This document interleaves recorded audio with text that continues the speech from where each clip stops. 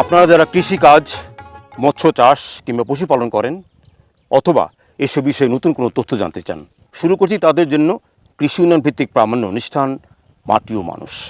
সেই দর্শক, আমাদের আজকের অনুষ্ঠানে একটি বিশেষ প্রতিবেদন প্রচারিত হবে। আর বিষয়টি হচ্ছে কুমিল্লার বন্যা দুর্গত এলাকাতে সমন্বিত ফল বাগানের বর্তমান চালচিত্র এবং পানি সরে যাওয়ার পর তার করণীয় কী এই বিষয়ে আমরা এই প্রতিবেদন ধারণ করেছি কুমিল্লার বরুর অঞ্চল থেকে। দেখুন অনুষ্ঠানের বিশেষ প্রতিবেদন।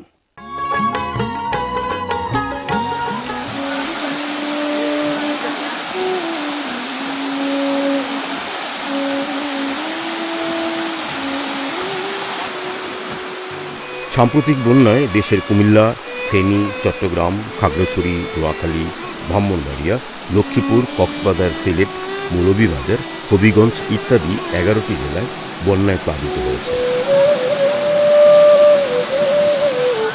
এই সমস্ত জেলায় লক্ষ লক্ষ মানুষ বন্যায় আক্রান্ত হয়েছেন। সেই সঙ্গে মাঠের পর মাঠ কৃষি ফসল, মৎস্য সম্পদ ও গবাদি পশুর ব্যাপক ক্ষতি সাধিত হয়েছে।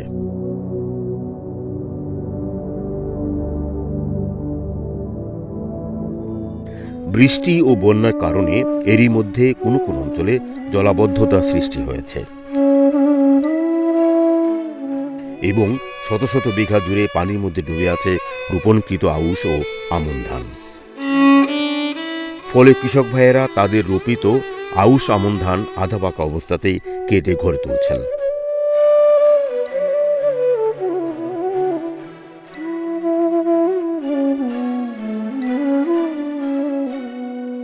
ধান ফসলের পাশাপাশি বন্যা কবলিত জেলাগুলোতে বিদ্যমান ফল বাগানে জলাবদ্ধতা সৃষ্টি হয়েছে এবং গাছের ফলগুলো ঝরে পড়তে শুরু করেছে।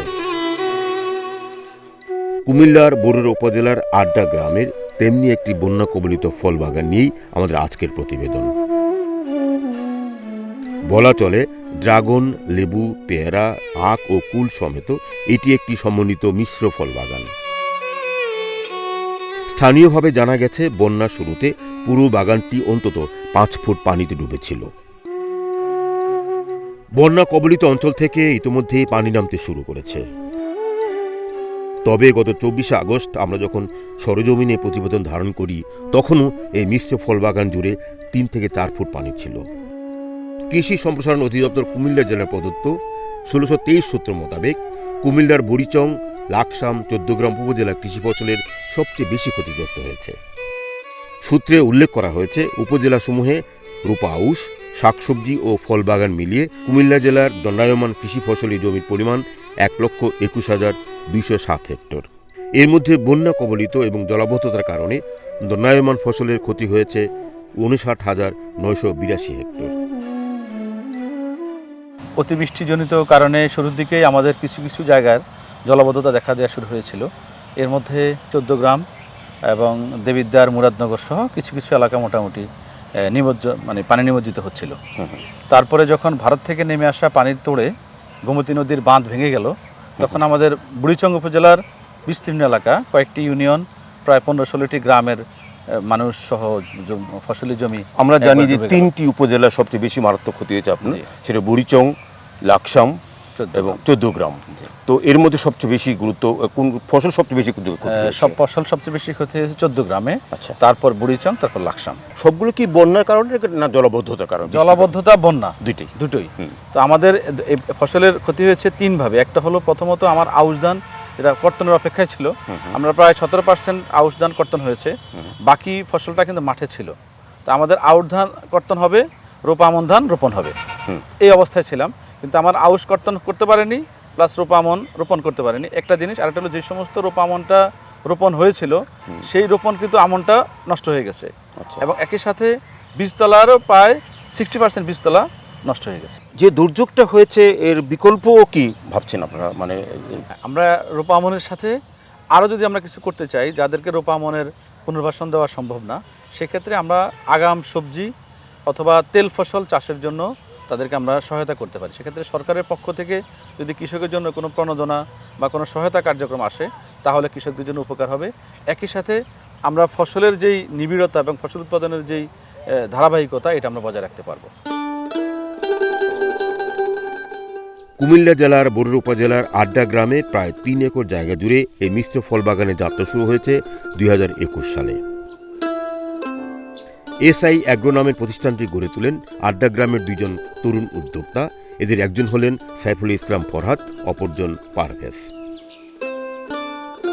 সাইফুল ইসলাম ফরহাদ বাংলাদেশ সেনাবাহিনীর একজন সদস্য, পারভেজ এখনো ছাত্র। গেল ২ বছর ধরে বাগানে ড্রাগন, পেয়ারা, কুল, লেবু ইত্যাদি বিক্রয় শুরু হয়েছে। গেল বছর এই খামার থেকে ফল বিক্রি করে পেয়েছেন ৭,৫০,০০০ টাকা। এবারও আরও বেশি পাবেন তেমনটি ধারণা ছিল তাদের, কিন্তু সেই স্বপ্ন ভেঙে গেছে পুরোপুরি। সাম্প্রতিক বন্যায় ফরহাদ পারভেজের ফল বাগানটির চিত্র পাল্টে গেছে। ১৯ আগস্ট প্রবল বর্ষণ শুরু হলে ফেনীর ভয়াবহ বন্যার কথা শুনে ফরহাদ কর্মস্থল থেকে আঁচ করতে পেরেছিলেন তার স্বপ্নের কৃষি খামার না জানি বন্যায় ডুবে যায়। হলো তাই। ছুটি নিয়ে ফরহাদ ছুটে এলেন বাগান দেখতে। বাড়িতে না ঢুকে সোজা খামারে। তারপর যে দৃশ্য সত্যি নির্মম।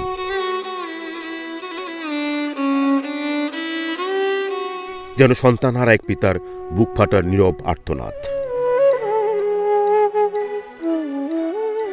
বুক ভরা কষ্ট নিয়ে দেখতে লাগলেন ড্রাগন বাগানের সর্বনাশা চিত্র। পাকা ফলগুলো ঝরে পড়ছে, কচি ফলগুলো পানিতে নুয়ে পড়া। ড্রাগন খেতে এসে বারবার তার মনে পড়ছে বন্যার আগের কথা।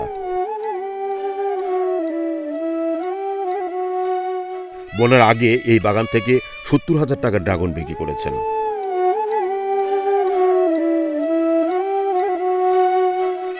অথচ ৩ দিন পরেই পুরো দৃশ্য পাল্টে গেছে।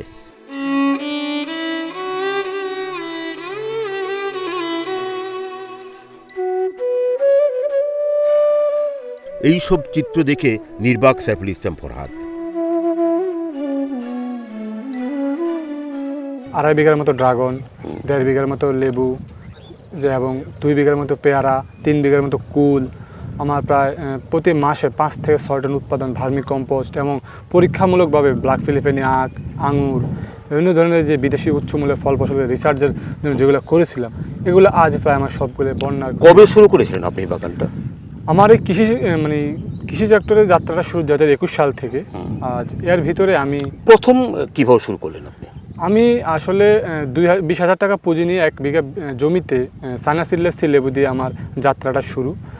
তারপর থেকে আমার ধীরে ধীরে আমি ড্রাগন, পেয়ারা, কুল, তারপরে এই যে ব্ল্যাক ফিলিপিন আখ এবং কি যে আঙুর, বিভিন্ন ধরনের যে ফল ফসলগুলো এগুলো বৃদ্ধি করতেছি এবং মালটা, এগুলো দিয়ে আমি বৃদ্ধি করলাম। ২০২১ সাল থেকে আপনি ফল পাওয়া শুরু করেছেন? যে আমি ২০২১ সালের জানুয়ারি মাসে আমি সানা সিডলেস লেবুগুলো লাগাইছিলাম। পরবর্তীতে ১০ মাস পর থেকেই আমি এগুলো থেকে ফলন হারভেস্ট করতে পারছি। এই যাবৎ প্রতি বছর কি পরিমাণ আয় আসছে আপনি এই ড্রাগন থেকে, পেয়ারা থেকে সব মিলিয়ে? ২১ সালের পর থেকে আমি প্রায় লেবু থেকে ১ বিঘা জমিতে ৩ থেকে ৩.৫ লক্ষ টাকার মতো আমি লেবু বিক্রি করতে পারি। আবার তারপর থেকে আমি পরবর্তী কিছু চারা উৎপাদন করে নিজে, সেক্ষেত্রে আয়ের পরিমাণটা প্রায় আমার ৪ লক্ষ ৪.৫ লক্ষ টাকা পৌঁছায় লেবুতে। এবং ড্রাগনে আমার পার বিঘাতে প্রায় আমাদের ৩ থেকে ৩.৫ লক্ষ টাকা ফল বিক্রি হয়।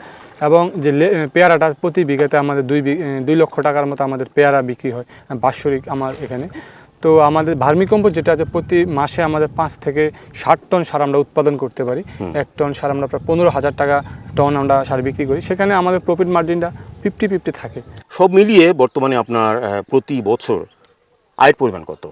সব মিলিয়ে যে সকল প্রজেক্ট থেকে প্রতি বছরে ১০ থেকে ১২ লক্ষ টাকার মতো একটা এখানে যে আয় হতো। এবার তো বন্যায় সবই নষ্ট হয়ে গেছে। যে আমার এখানে এই মুহূর্তে দাঁড়িয়েছে আপনার ড্রাগন বাগানের পাশে, এখানে কেমন পানি ছিল সব মিলিয়ে? এখানে সব মিলিয়ে প্রায় ৫ ফিটের উপরে পানি ছিল। আজকে ২ দিন একটু সূর্যের আলো দেখার কারণে, যে রোদের কারণে ২ ফিটের মতো পানি এখানে কমে গেছে। এখনও প্রায় ৩ ফিট, ৩.৫ ফিট, কোনো জায়গায় দেখা যায় ৪ ফিটের মতো পানি এখনও আছে। ফসল রক্ষার পরামর্শের জন্য ছুটে বেড়াচ্ছেন কৃষি অফিসে। কৃষি কর্মকর্তা নিয়ে এসে দেখাচ্ছেন তার বাগানের বর্তমান চিত্র। বরুড়া উপজেলায় ছোট বড় মিলিয়ে ৩০০টির মতো মালটা বাগান ছিল এবং সবগুলাই ক্ষতি হয়েছে। আগামী সেপ্টেম্বরের মাঝামাঝি থেকে মালটা হারভেস্ট শুরু হইতো এবং এই অবস্থার ফলশ্রুতিতে আমাদের ম্যাক্সিমাম বাগানের অবস্থায় এখন পানির নিচে বলা চলে। এরপরে আমাদের ড্রাগন বাগান ছিল ৬০টির মতো, ৬০টি ড্রাগন বাগানই ক্ষতিগ্রস্ত হয়েছে এবং মিশ্র ১২টি ফল বাগান ছিল এবং ১২টি ফল বাগানের অবস্থা অত্যন্ত ভয়াবহই বলতে হবে, কারণ সেগুলো পানির নিচে আছে, নিমজ্জিত অবস্থায় আছে। কিন্তু এতে কি হবে? দীর্ঘ জলাবদ্ধতার পরে পানি সরে গেলে কি আদৌ বেঁচে থাকবে লেবু গাছগুলো? গাছগুলো বাঁচিয়ে রাখতে কি করণীয়? এইসব বিষয়ে কৃষি কর্মকর্তাগণ নিয়মিত পরামর্শ দিচ্ছেন ফরহাদকে। এই যে লেবু বাগানটি দেখলেন আপনি, তা আপনি বলছেন যে পানি সরে গেলে এই করতে হবে, তো পানি সরে গেলে সব গাছ মানে পাতাটা থাকবে? কিছু গাছ, আমার ধারণা কিছু গাছ মারা যেতে পারে, এবং সেটা আসলে এই মুহূর্তে বলা যাচ্ছে না কোনটা টিকবে, পানি কতদিন থাকবে এটা তো বলতে পারছি এটা বলা যাচ্ছে না। যদি পানি দীর্ঘস্থায়ী হয় তাহলে কি এরকম গাছের অবস্থা ভালো থাকবে, ফল থাকবে? দীর্ঘস্থায়ী হলে গাছগুলা মারা যাওয়ার এখন তো সম্ভাবনা অনেক বেশি। আপনি লেবু হলুদ হয়ে গেছে, লেবু, জি পাতা হয়ে গেছে। জি, ফলনটা মোটামুটি ড্যামেজ হয়ে যাবে। ফলনটা যেহেতু দীর্ঘদিন যাবৎ বন্যা পরিস্থিতি বা পানি। আপনার কি মনে হয়, আপনাদের অভিজ্ঞতা কি বলে, গাছ কি এরকম পানি যদি 10-15 দিন থাকে তাহলে কি এই পুরো বাগানটি নষ্ট হয়ে যাবে, এরকম কিছু মনে হয়? 10-15 দিন থাকলে অনেক সময় রিকভার কিছুটা করে, একটা পার্সেন্টেজ নষ্ট হবে, কিন্তু তার চাইতে যদি বেশি দিন হয় এই ক্ষেত্রে হয়তো পুরো বাগানটাই ড্যামেজ হয়ে যেতে পারে। আচ্ছা, তখন শিকড় টিকড়ে কাজ হবে না, তখন শিকড়ে কাজ হবে, পুরো চেঞ্জ করতে হবে, পুরো ফুললি আবার নতুন করে। আচ্ছা, যখন পানি সরে যাবে তখন তো কাদা থাকবে, জি, তো কাদা অবস্থায় কি অন্য কোনো নতুন কোনো ফসল এর মাঝখানে আইলে দিতে হয়, এরকম কিছু পরিকল্পনা কি আছে? কৃষি বিভাগ কোনো পরামর্শ দিচ্ছেন আসলে মানে এখন এই ক্ষতিটা পুষে নেওয়ার জন্য? আসলে এই গাছটা এখন যে হাইটের, এই হাইটের মধ্যে আসলে অন্য কোনো ফসল এখানে হওয়ার সম্ভাবনা নাই। হাইটটা যদি ছোট থাকতো, নতুন বাগান হতো, সেই ক্ষেত্রে আপনারা জানেন যে কোনো ফসল করতে গেলে সানলাইটের একটা বিষয় থাকতে হবে। তো এখন গাছ আসলে আমাদের যে হাইটে আছে, এই হাইটে নতুন কোনো ফসল এই বাগানটাতে পসিবল হবে না।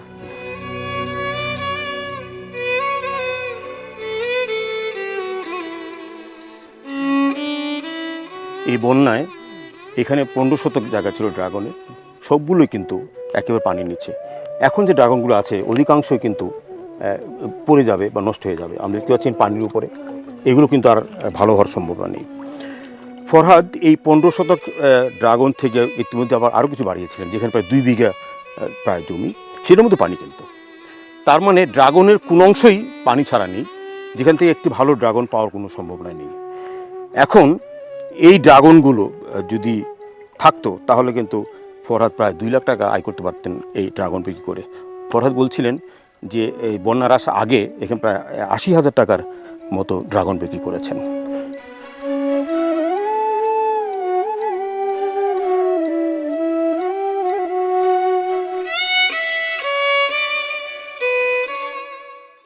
এই চিত্র শুধুমাত্র ফরহাদের নয়, কুমিল্লা অঞ্চলের যারাই ড্রাগন মার্ক করেছেন, যারাই লেবু বাগান করেছেন, সবার ক্ষেত্রেই একই কথা বলা চলে, সবারই একই দুর্দশা, যেখানে এরকম বন্যার কারণে সমস্ত নষ্ট হয়ে গেছে।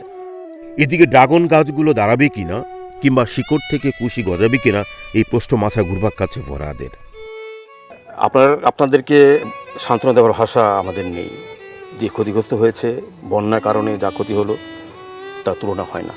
তো এই ক্ষতি পুষে নেওয়ার কি কোনো ভাবনা আছে, যে ধরেন পানি সরে যাওয়ার পরে যে কৃষি বিভাগ পরামর্শ দিচ্ছে, মানুষের পরামর্শ দিচ্ছে, কি মনে করেন? প্রকৃতির সাথে তো কোনো লড়াই করা যায় না। আর এখানে হচ্ছে প্রকৃতির তো আস্তে আস্তে তার উপরে ইন্ডিয়ার যে ফানিটা, এটার কারণে আমাদের মানে এই বাগানগুলা ধ্বংসের পথে আছে। আসলে আমাদের এই যে এখন পানি সরে যাওয়ার পরে আপনারা কি সিদ্ধান্ত নিলেন, কি করবেন? কারণ এখানে তো ড্রাগন গাছে তো সবই নষ্ট হয়ে যাবে, কারণ পানি যাওয়া পর্যন্ত পচে যাবে সব, তখন কি করবে? আমার চিন্তা ভাবনা মনে হয় না এখানে আর বাগানে ওইরকম পুঁজিও নাই আর করবো যে, এখনো অনেক টাকা মানে যে সংসারে যা ছিল, মানে 1 টাকা জমানো পর্যন্ত এখানে আইনে ইনভেস্ট করা হয়েছে। এখানে অনেক টাকা ঋণ রয়েছে। এই বছরটা গেলে হয়তো বা সব আমরা কভার দিতে পারতাম, কিন্তু আর মানে কিছু বলার মতো। এই বছরটা যদি আপনি পুরোপুরি ফল পেতেন তাহলে 8 থেকে 9 লাখ টাকা পেতেন আপনি। এই সব মিলিয়ে 8 থেকে 9 লাখ ড্রাগন। সম্পূর্ণ বাগানিকে নষ্ট হয়ে যাবে, শুধু ড্রাগন অংশ পুরোপুরি নষ্ট হবে? আমাদের শুধু ড্রাগন না, আমাদের যে আছে ভার্মি কম্পোস্ট পানির তলে অলরেডি, আপনার লেবু বাগান পানির নিচে, পেয়ারা বাগান দেখা যায় না, গুটি কয়েকটা পাতা দেখা যাচ্ছে। ড্রাগন বাগান তো দেখতে পাচ্ছেন, আর মাত্র অল্প কিছু দেখা যাচ্ছে আর কি। ঠিক তেমনই বাগান আর নাই, মানে সব কিছুই আমাদের পুরো বলতে পারেন এক কথায় বিনিয়োগটাই আমাদের এই মানে কৃষিতে দেওয়া আর কি। কিন্তু এখন তো আপনি এই সমস্ত রাইজম নিয়ে তো আপনি চারা করতে পারেন, আপনি এই সমস্ত এই চারাটা যে এখন নিয়ে লাগাবো, আমার একটা জমি লাগবে, মানে এখান থেকে চারা নিয়ে লাগাবো, সব কয়টা ফানি। আর লাগাবো বা কিভাবে, ওইরকম আর যে সাপোর্ট পাবো বা ওইরকম আর টাকা পয়সা ওই আর্থিক দিক দিয়ে আর ওইরকম মন কি নেই। একেবারে ভেঙে গেছে?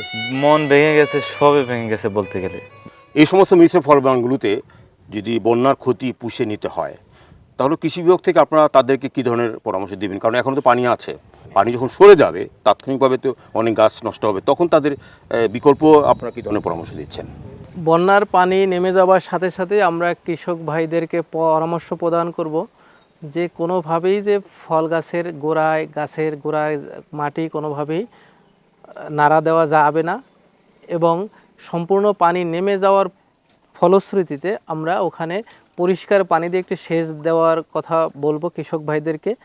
এবং এখানে যে এবং পচা যে ডালপালাগুলো থাকবে এগুলো কেটে ফেলবে এবং সেখানে বর্জ্য পেস্ট লাগিয়ে দেবে।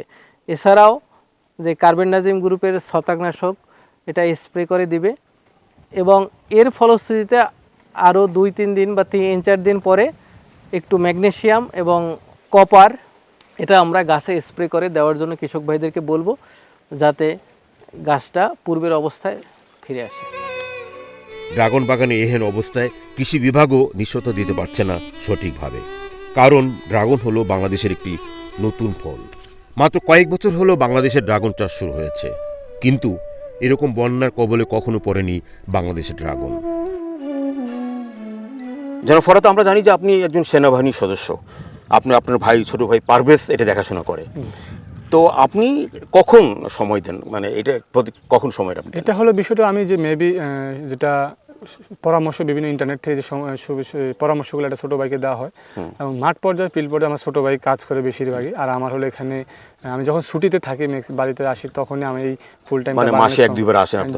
আমাদের যে যখন আসি তখন আমি ফুল টাইম বাগানের সময় দিই। ফরাত সেনাবাহিনী সদস্য থাকার পরও কেমন লাগে কৃষিকাজ করে আপনার? আসলে আপনি কিন্তু তরুণ উদ্যোক্তা, আমরা বলতে পারি তরুণ মাটির উদ্যোক্তা। জিনিসটা আসলে প্রকৃতি বিষয়টা একটা অন্যরকম, তার অনুভূতিটা আসলে বলার মতো না। এটা ভালো লাগা জিনিসটা অন্যরকম। আমরা সবাই প্রকৃতির কাছে ফিরে আসতে হয়, যে যেখানেই থাকি, হয়তো এখন কর্মের তাগিদে আমরা একটা জায়গায় ইয়ে করতে হয়। আপনার অনুভূতি কি, যে বন্যা আপনার এত বড় সব সম্পদ নষ্ট হয়ে গেল, আপনি কি করে উতরাবেন এটাকে? আসলে এটা বিষয়টা বলার মতো না।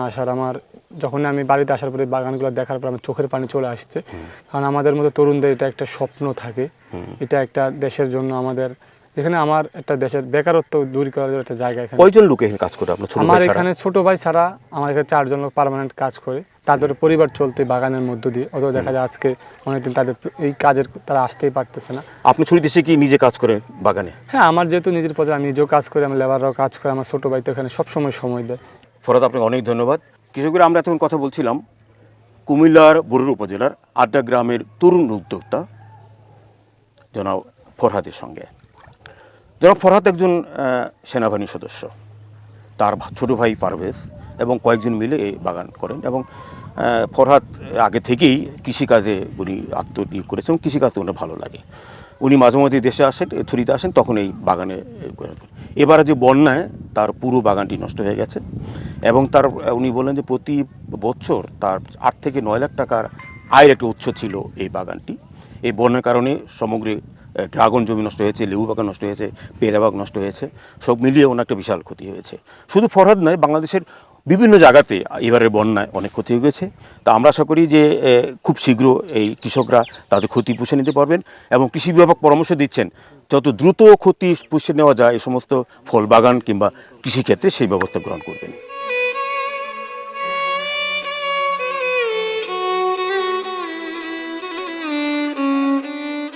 এই ছিল আমাদের আজকে বিশেষ প্রতিবেদন। আজ এ পর্যন্তই। আমাদের আগামী অনুষ্ঠানগুলো দেখবার আমন্ত্রণ জানিয়ে শেষ করছি আমাদের আজকের মাটির মানুষ। সকলকে ধন্যবাদ।